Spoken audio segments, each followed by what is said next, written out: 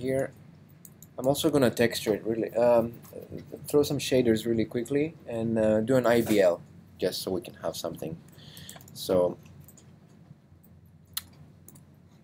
create I'm gonna go ahead and create an IBL right away. So settings, this is what I have now.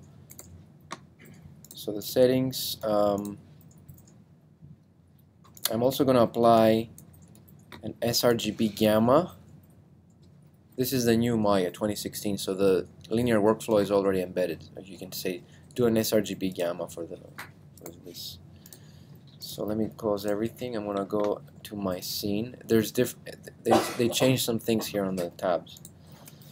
Environment, image-based lighting. I'm going to create an image-based lighting and go to load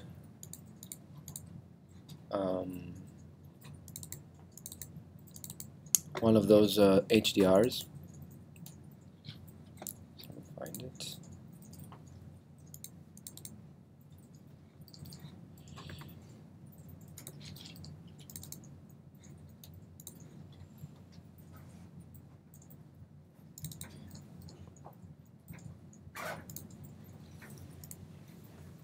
And let's render that.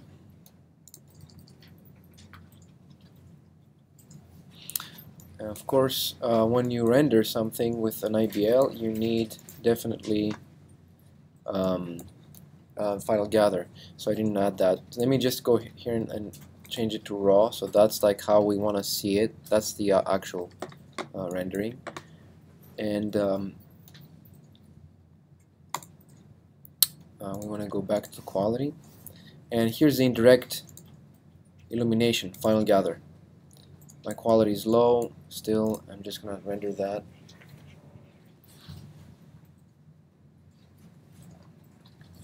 So now I'm getting the effects from the IBL.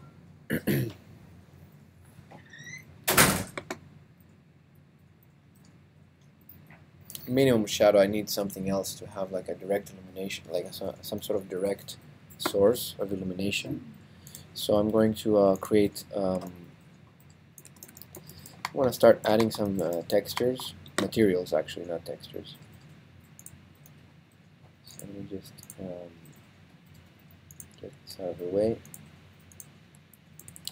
and add a new material. So I'm gonna go and I'm gonna use this like kind of ambient skin shader for this. Select this. I'm not gonna go through that a lot here. It's just it's a nice sort of texture.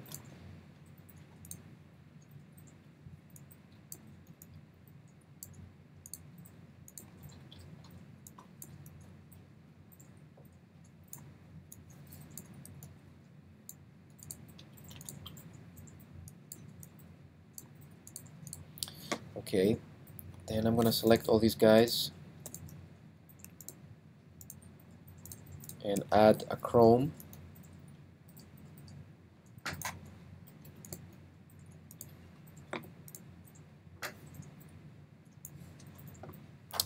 And then I can go to this guy here and start adding some other materials.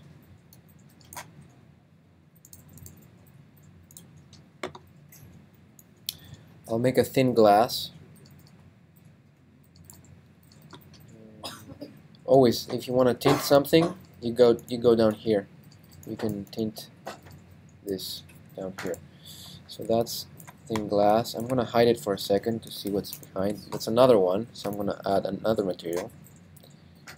I'm not organizing the scene. I'm not renaming. Obviously, I would if I had, but this is a demonstration, so I'm just going fast forward here with. I'm going to do a glass, a thicker glass, and I'm going to create another material for this, which is, let's say, satin metal. I'm going to make a more like a rubbery material for this grip here.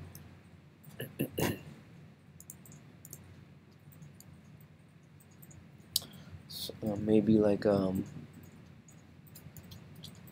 matte plastic and just paint it more like a dark gray. This one I'm going to make the same as that one, and maybe all the bases for the buttons also the same.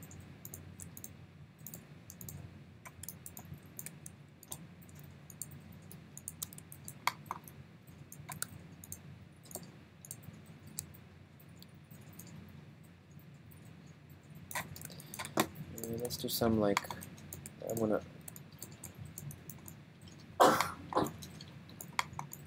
this, I'm gonna add this one. This I can do some like fancy color. I can go ahead and add another MI material X.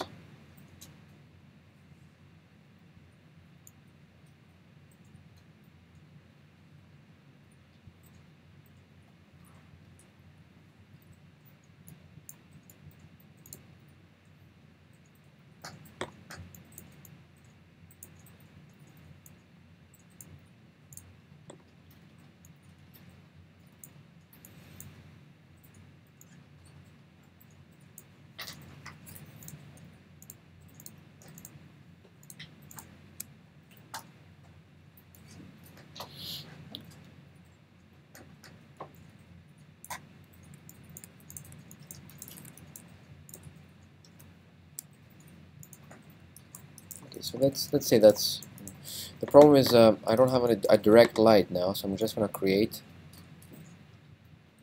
an area light just for a direct light. I can turn on the press 7.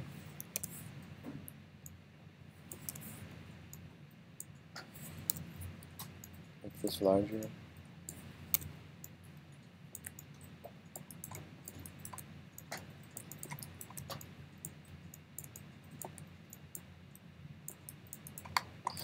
Okay, give this light a decay rate, quadratic. Let's see, 20. Give it some color and some shadows. So it has ray trace shadows. So I'm going to go to my bookmark.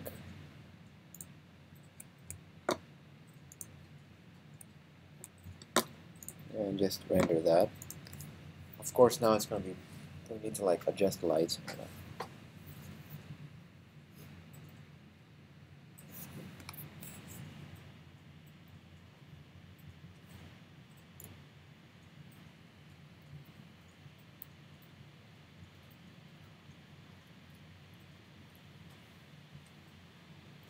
That's not the render I showed you guys previously. This is just normal IBL. The previous one has like more, much more stuff, scripts and some other tricks. It doesn't use the IBL, but this one is good. I'm just gonna stop that and downgrade. Test resolution, I'm gonna go 25% just so I can see something quickly, so I can understand what light I need to change.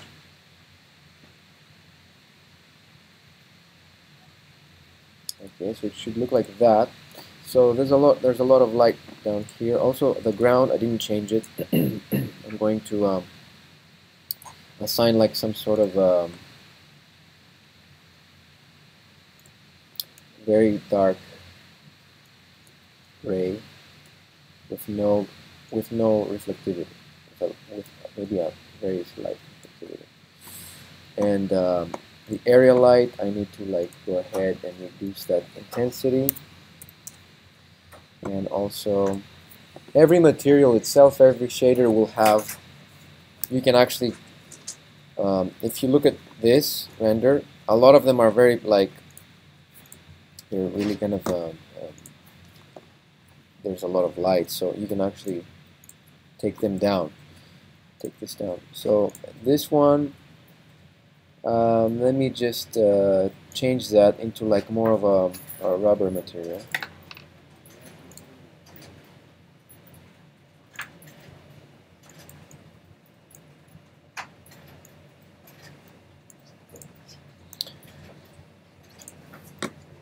And now I'm going to just render and then put the ambient occlusion on.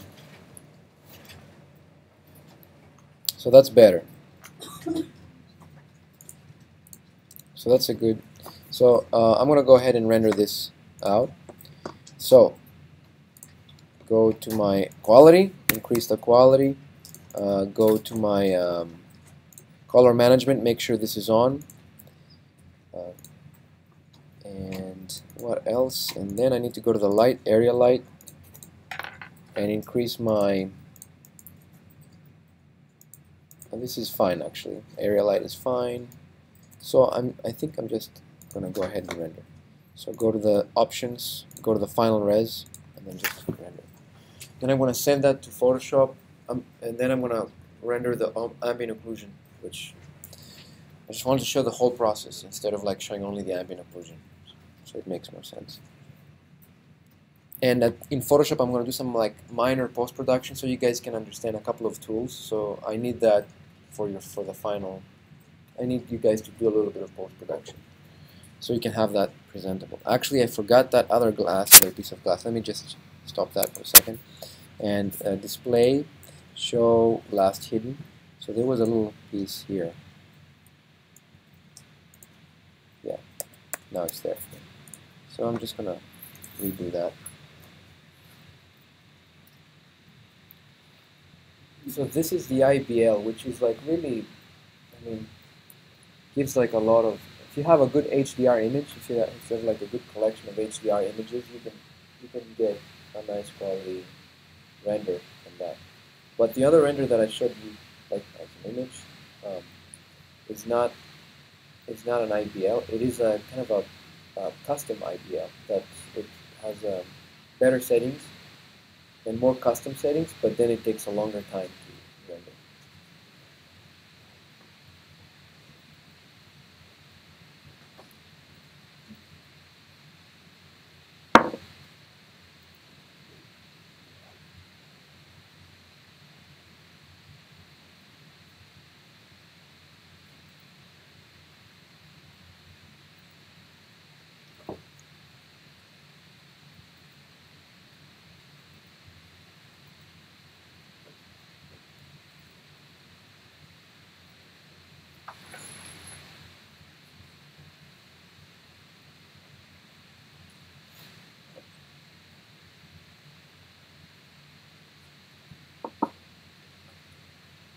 Especially for you guys, if you are modeling something and you don't have time to render and you want to do a quick presentation, this is it. This is a quick. Throw the IBL, throw in a direct illumination. If you wanted a sharper direct illumination, this looks like it's inside like some sort of lounge interior. Otherwise, I would use a direction light and it would be sharp and the shadows would be sharper and you know it wouldn't be that soft. Now the area light is responsible for the softer shadows on the floor. It has a quadratic decay, so that's why we get this kind of very soft, a lot of soft tones. But still, now what you can see, and my problem is that this is kind of floating. Everything is okay. I mean, even here it's floating. That's why we need the ambient occlusion. The lights that we're using right now, the area light and the IBL, are not capable of going inside those little areas of the model and filling in with shadow. So I'm going to save this as my color, and then I'm going to make, so it would be like this, save, image, let's go back to here, so I'm going to save it as a TIFF file.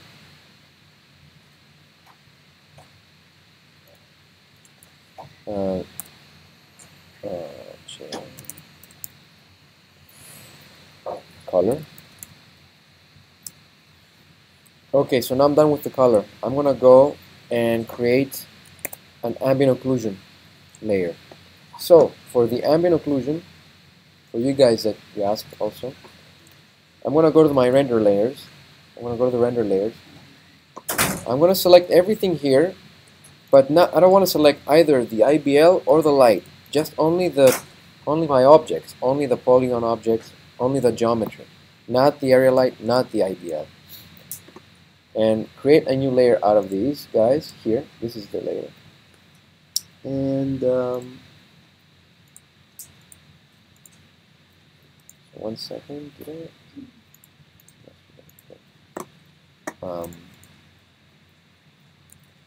is my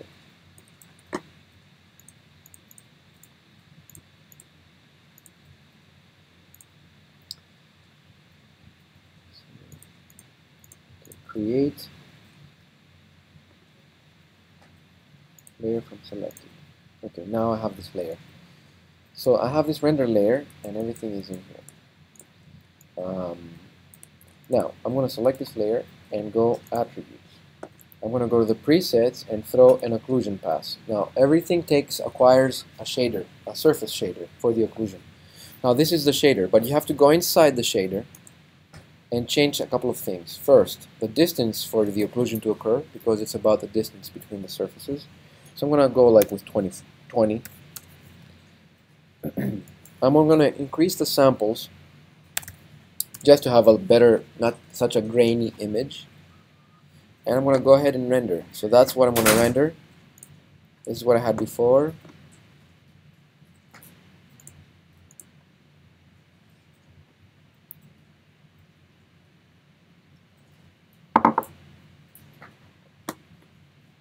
And here's a very nice occlusion pass.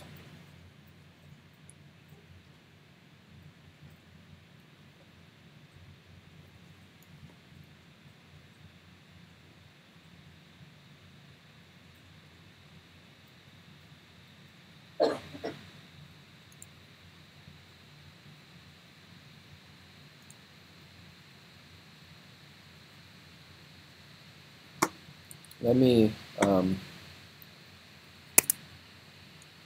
open the color as this is rendering in the background. So open this. So this is what I have. I'm going to unlock the layer.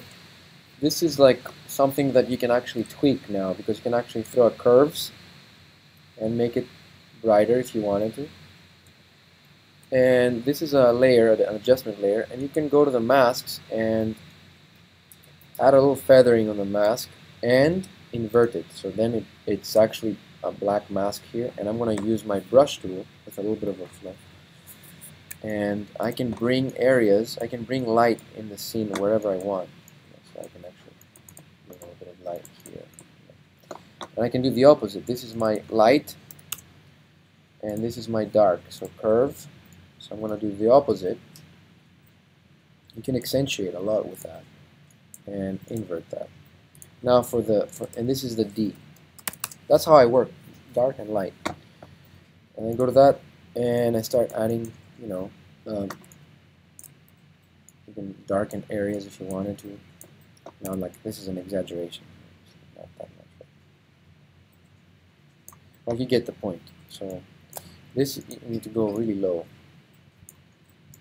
So I can actually, I can darken areas if I want. Okay, so that's kind of the way to go with these. Now I'm going to bring the ambient occlusion in here. So this is the ambient occlusion. Save the image. Occlusion. Chair. TIFF. Open. Here's that. Control A or Command A, Command C, Command V, and multiply. And I rendered from the wrong spot. That's amazing. So it's like I didn't notice that. I moved the camera a little bit. So go back to Maya. Go back to my camera view 1, just a little off, and re-render. So I have this ghost image here. I'm just going to get rid of it.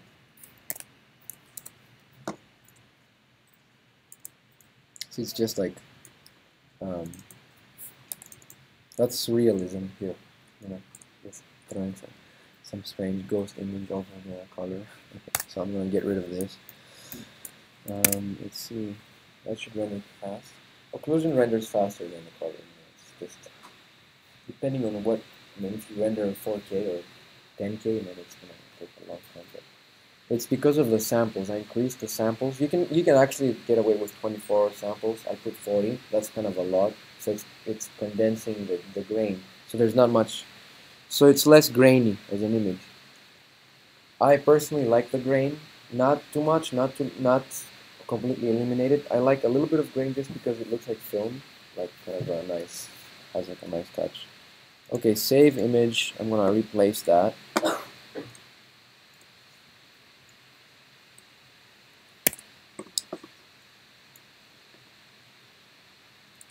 Okay.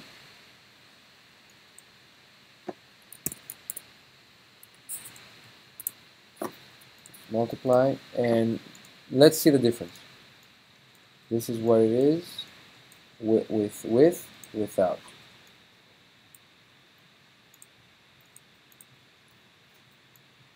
So a lot of difference, right? So it gives it that weight. Now the occlusion itself, you can, get rid of it if you want. If you don't want enough, you can actually go a little bit less. Now depth of field, you can also do depth of field. Here's how you would do that. You would maybe bake those layers together and then take that and duplicate it and make that a blur. Give like some blur, some Gaussian blur.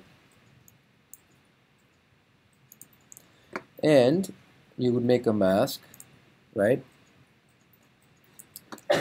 And this layer mask would start revealing what's focused.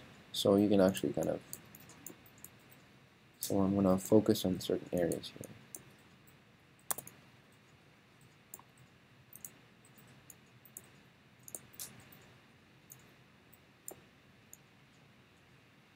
So now notice that there's a little bit of a depth of field. Do you see it? So if I go closer, this is focused, more focused, and that's like less. Here it's like more blurry. The glass is cool. It's not the way it's angled. It doesn't reflect much, but it's tinted. You can see. So that's it. That's ambient occlusion, a little bit of post-production, some adjustment layers, and the color pass, of course, that you guys can do. What's the sharpening technique? The sharpening technique, yes. The sharpening technique is you can, let's see. Yeah, I will just get this layer here, and with the Alt key I'm going to duplicate it, and I'm going to use this filter called high pass. And then we have a high pass filter, and then you do a soft light. Now this is very sharp now, right? It sharpens the image. But you can also go to the opacity and make it less sharp. And then I'm going to put yeah, so I can go and make it less sharp. So those are kind of tricks to, Also, let's say you don't like this color here. Let's say you don't like the pink color. Go up here, go to hue saturation, and you can completely change the image if you wanted to. Like, you can actually, you can make it any color you want. Let's say you like a green color or something, or that, right? Go back, feather, invert. Get the brush, again, the same thing. Bring in what you want to bring in here. So you can paint your other color in. That's a nice technique, right? Because it's a nice kind of retouching technique. So you can change. I mean, I didn't do it very well. I mean, with the pen you would go and like do it much better. And also, again, you can always make it less. You can add a little bit of color.